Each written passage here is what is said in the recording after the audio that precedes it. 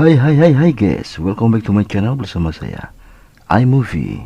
Apa kabar kalian semua di sana guys? Semoga kalian semua baik-baik saja dan sehat selalu ya guys.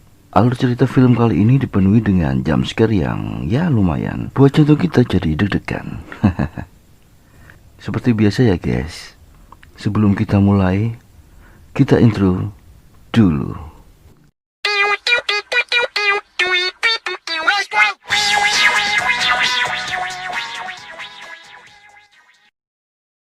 Oke. Film dimulai dengan adanya dua orang pria yang sedang mengeksplor sebuah rumah sakit jiwa yang bernama Gonjiam. Di sini rumah sakit itu sudah lama terbengkalai dan tak berpenghuni. Kabarnya direktur rumah sakit jiwa itu membunuh semua pasien di rumah sakit tersebut dan kemudian ia pun bunuh diri.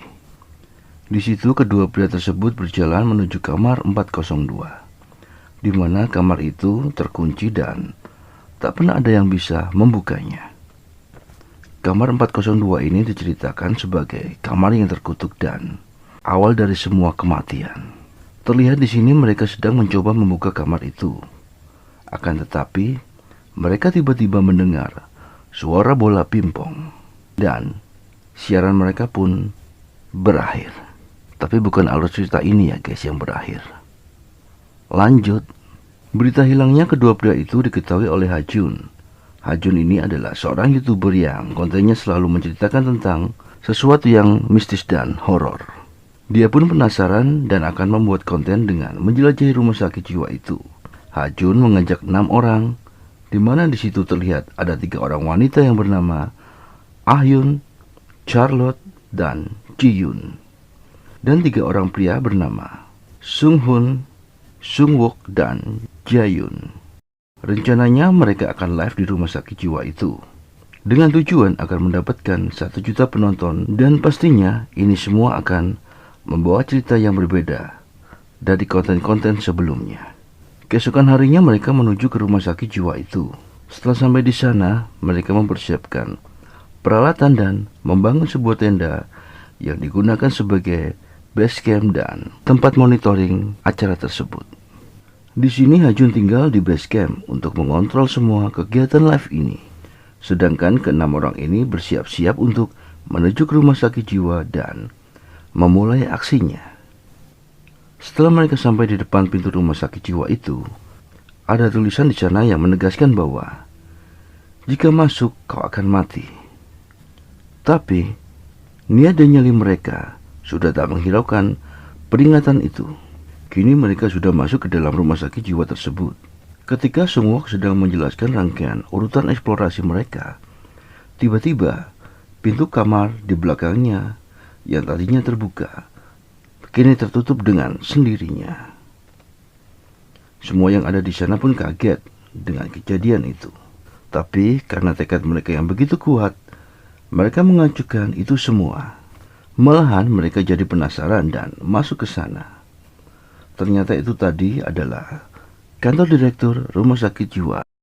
Di dalam kantor direktur itu, mereka menemukan beberapa foto si direktur, pasien, dan staf di rumah sakit jiwa Gonjiam. Di sana juga terlihat foto direktur sedang main pingpong. Mereka pun melanjutkan menjelajahi rumah sakit itu. Kini mereka membagi kelompok menjadi 3. Di mana tiap kelompoknya terdiri dari 2 orang. Jiyun dan Charlotte menelusuri ruang laboratorium. Di sana mereka menemukan sebuah boneka. Di sisi lain, Sungwook dan Sunghun mencoba membuka dan mendobrak pintu kamar 402. Tapi pintu itu tak pernah bisa terbuka. Di sisi lain, Ayun dan Jaeyoon pergi ke kamar mandi. Di sana mereka menemukan rambut yang tergenang. Ternyata itu hanyalah rambut palsu. Di sini Ayun menakut-nakuti Jaeyoon dengan rambut palsu itu. Dasar teman gak ada akhlak. Setelah itu semua, mereka berenam berkumpul kembali. Kini mereka mencoba melakukan ritual untuk mengundang roh yang ada di rumah sakit jiwa itu. Tak lama beberapa saat kemudian, tali dan lonceng yang mereka pasang bergetar dan lonceng pun berbunyi. Hal itu mereka lakukan sebagai trik untuk menarik perhatian para penontonnya di YouTube. Kemudian mereka berenam sudah ada di ruang laboratorium.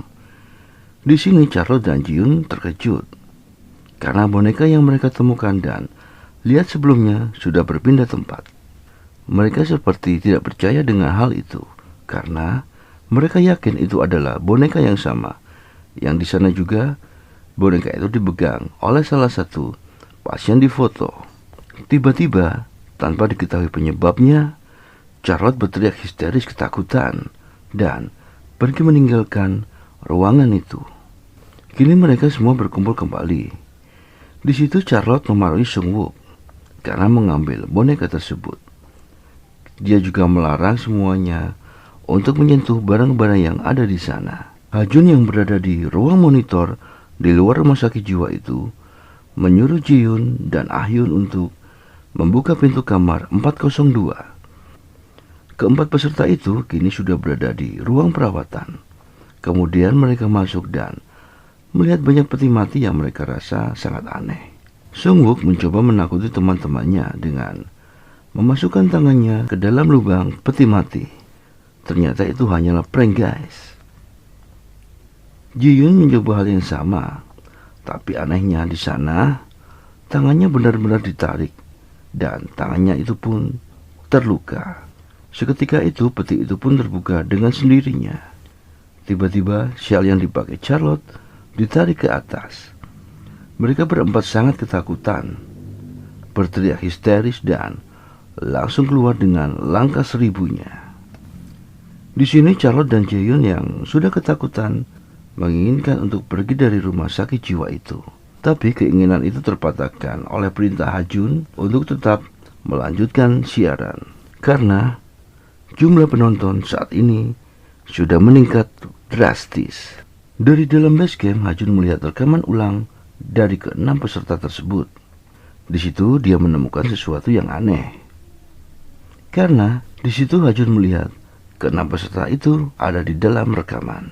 Ha-jun bertanya-tanya, kalau semua peserta ada di dalam rekaman itu, lalu siapa yang merekam mereka semua? Di sana tiba-tiba Ji-Yoon kesurupan dan matanya menjadi hitam semua. Charlotte yang melihat itu langsung berlari menuju tenda dan masuk ke dalamnya.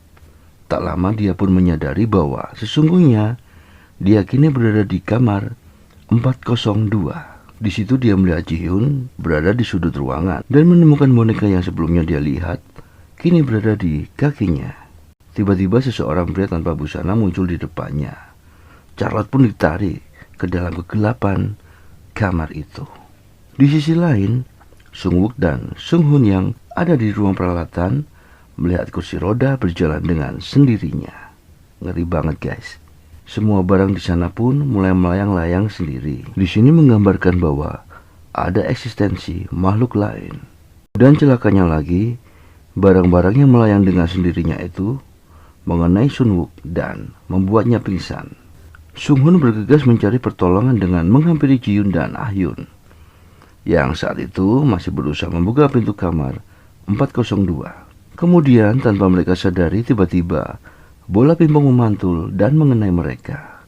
Kamera mereka kini menjadi berkedip dan pintu kamar 402 terbuka dengan sendirinya. Terlihat di kamera infrared mereka terdeteksi penampakan dari hantu-hantu yang ada di sana. Mereka semua panik dan kini mereka satu persatu kerasukan. Mata mereka berubah menjadi hitam semua. Ha-jun yang ada di base camp kehilangan kontak dengan ke-6 peserta itu. Dia pun memutuskan untuk masuk ke rumah sakit jiwa itu dan menyelidikinya sendiri. Dengan membawa drone dan menerbangkannya ke atas, di situ dia melihat seseorang berada di jendela. Dia menyadari bahwa itu adalah ilusinya. Ha-jun pun kini masuk ke dalam rumah sakit jiwa itu. Dia langsung menuju ke kamar 402. Setelah sampai di sana, dia melihat ke arah jendela. Di sana dia melihat dirinya sendiri sedang memainkan drone di luar rumah sakit. Ha-jun pun melihat sosok dari direktur rumah sakit yang melayang dan mulai menghampirinya. Sosok itu kini berada di belakangnya. Dan Ha-jun pun dicekik sampai mati. Di tempat lain, Sung-wook sadar Kini dia sudah berada di kursi roda dengan keadaan terikat.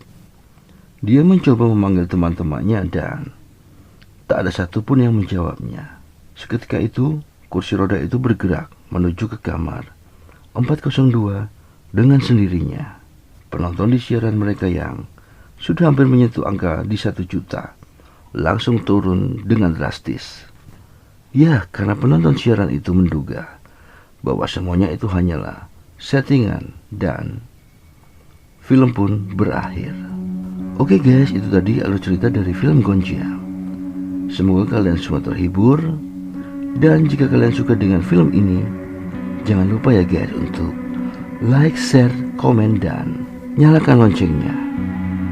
Akhir kata dari saya, peace, love, movie, thank you, and see you guys.